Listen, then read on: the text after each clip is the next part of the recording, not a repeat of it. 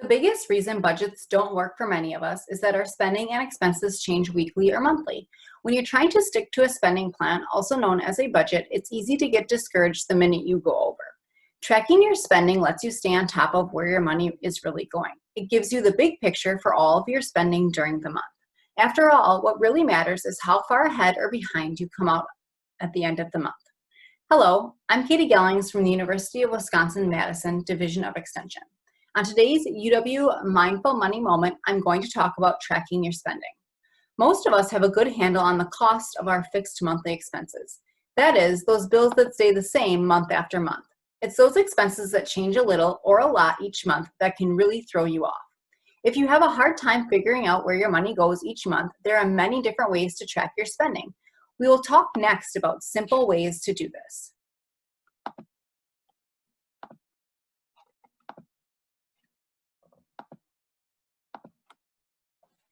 One way to track your spending is to use a notebook.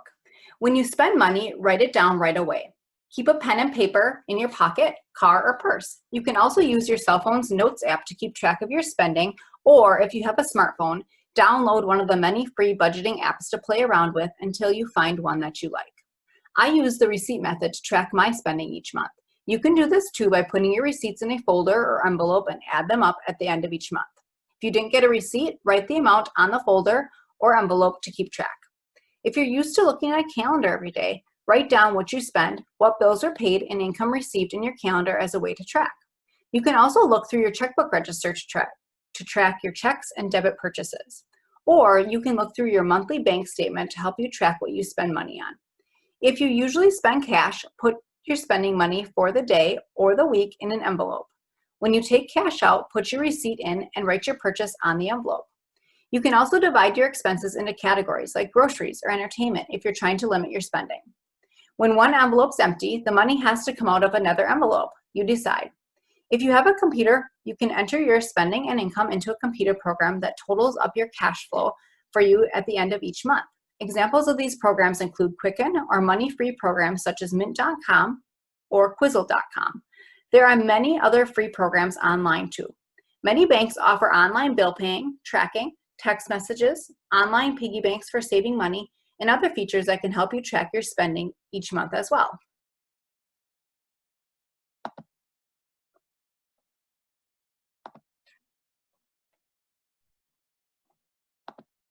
If you're happy with where you're spending your money and you're meeting your savings goals, great job. Keep doing what you're currently doing. But if you are not happy with what you find, let's look at your spending habits from your tracking method. Sometimes we buy things or go places out of habit without giving it a thought. When money's tight, it's a great idea to look over your spending for small ways to trim costs. Tracking your spending will help you be more aware of your spending habits, and changing a few habits can result in big savings. Let's talk about one common example.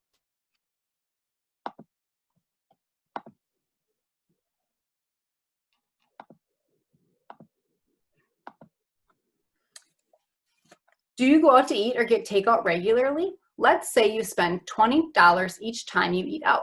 If you do this 4 times per month, once per week, this adds up to $80. Over the course of 1 year, you'll have spent $960 on eating out. It really adds up quickly, and if you didn't track it, you'd have no idea how much money you were spending. Imagine what you could use that extra money on. Now, consider some of your habits and how they may add up over time. Pick a way to track your spending that works for you and start today. It's never too late to create habits that help you financially. Check out our Extension Tough Times website for more information on tracking your spending and financial resources related to COVID-19. We hope you'll join us next week for another UW Mindful Money Moments topic.